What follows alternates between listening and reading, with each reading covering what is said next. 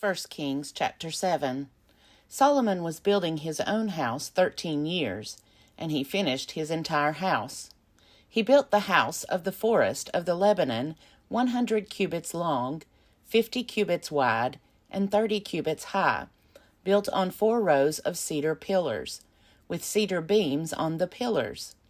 It was roofed with cedar on the 45 rafters, 15 in each row, which were on the pillars.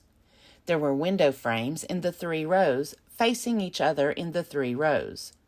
All the doorways and doorposts had 4-sided frames, opposite, facing each other in the 3 rows. He made the hall of pillars 50 cubits long and 30 cubits wide. There was a porch in front with pillars and a canopy in front of them. He made the hall of the throne, where he was to pronounce judgment, the hall of justice, covered with cedar from floor to floor. His own house, where he would reside, in the other court back of the hall, was of the same construction. Solomon also made a house like this hall for Pharaoh's daughter, whom he had taken in marriage. All these were made of costly stones, cut according to measure, sawed with saws, back and front, from the foundation to the coping, and from outside to the great court. The foundation was of costly stones, huge stones, stones of 8 and 10 cubits. There were costly stones above, cut to measure, and cedar wood. The great court had 3 courses of dressed stone to 1 layer of cedar beams all around. So had the inner court of the house of the Lord, and the vestibule of the house. Now King Solomon invited and received Hiram from Tyre. He was the son of a widow of the tribe of Naphtali, whose father, a man of Tyre, had been an artisan in bronze. He was full of skill, intelligence, and knowledge in working bronze. He came to King Solomon and did all his work. He cast 2 pillars of bronze. 18 cubits was the height of the one, and a cord of 12 cubits would encircle it. The second pillar was the same. He also made 2 capitals of molten bronze, to set on the tops of the pillars. The height of the one capital was 5 cubits, and the height of the other capital was 5 cubits.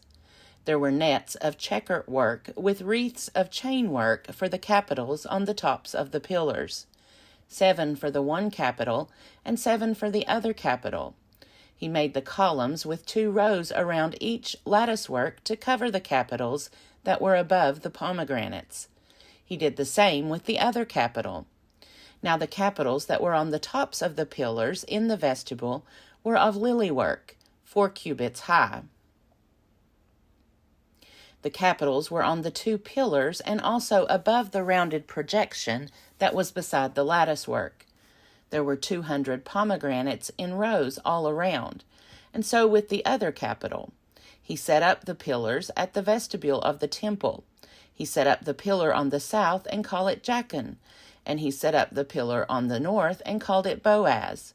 On the tops of the pillars was lily work. Thus the work of the pillars was finished.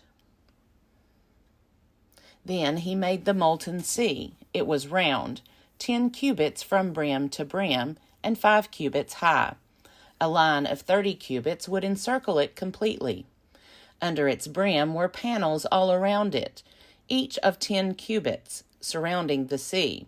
There were 2 rows of panels, cast when it was cast.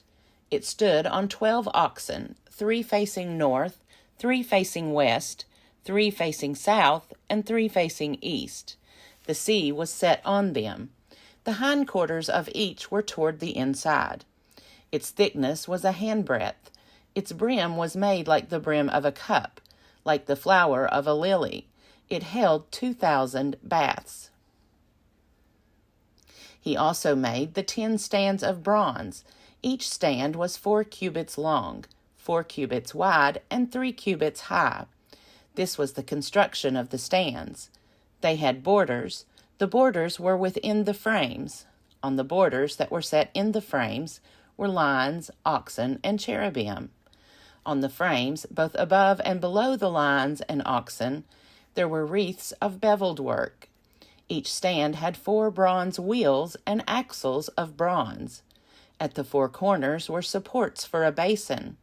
The supports were cast with wreaths at the side of each. Its opening was within the crown, whose height was 1 cubit. Its opening was round, as a pedestal is made. It was 1.5 cubits wide. At its opening there were carvings. Its borders were 4-sided, not round. The 4 wheels were underneath the borders. The axles of the wheels were in the stands, and the height of a wheel was 1.5 cubits. The wheels were made like a chariot wheel. Their axles, their rims, their spokes, and their hubs were all cast. There were 4 supports at the 4 corners of each stand. The supports were of one piece with the stands. On the top of the stand there was a round band 1/2 cubit high. On the top of the stand, its stays and its borders were of one piece with it. On the surfaces of its stays and on its borders he carved cherubim, lions, and palm trees, where each had space, with wreaths all around. In this way he made the 10 stands. All of them were cast alike, with the same size and the same form. He made 10 basins of bronze. Each basin held 40 baths. Each basin measured 4 cubits. There was a basin for each of the 10 stands. He set 5 of the stands on the south side of the house, and 5 on the north side of the house. He set the sea on the southeast corner of the house. Hiram also made the pots, the shovels, and the basins. So Hiram finished all the work that he did for King Solomon on the house of the Lord. The 2 pillars, the 2 bowls of the capitals that were on the tops of the pillars, the 2 lattice works to cover the 2 bowls of the capitals that were on the tops of the pillars, the 400 pomegranates for the 2 lattice works, 2 rows of pomegranates for each lattice work, to cover the 2 bowls of the capitals that were on the pillars, the 10 stands, the 10 basins on the stands, the 1 sea, and the 12 oxen underneath the sea. The pots, the shovels, and the basins, all these vessels that Hiram made for King Solomon for the house of the Lord, were of burnished bronze. In the plain of the Jordan the king cast them, in the clay ground between Succoth and Zarethan. Solomon left all the vessels unweighed, because there were so many of them. The weight of the bronze was not determined.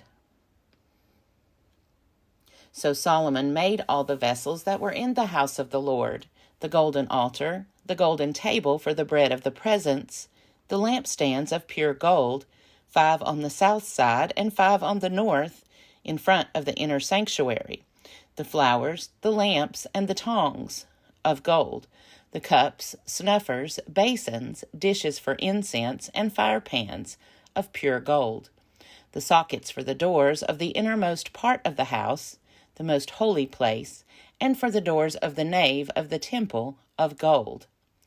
Thus all the work that King Solomon did on the house of the Lord was finished. Solomon brought in the things that his father David had dedicated, the silver, the gold, and the vessels, and stored them in the treasuries of the house of the Lord.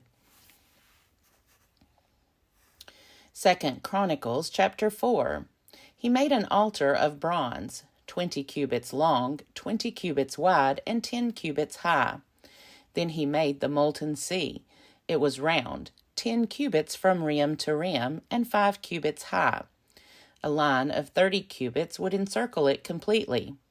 Under it were panels all around, each of 10 cubits, surrounding the sea. There were 2 rows of panels, cast when it was cast. It stood on 12 oxen, 3 facing north, 3 facing west, 3 facing south, and 3 facing east. The sea was set on them.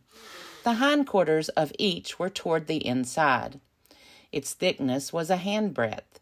Its rim was made like the rim of a cup, like the flower of a lily. It held 3,000 baths. He also made 10 basins in which to wash, and set 5 on the right side and 5 on the left.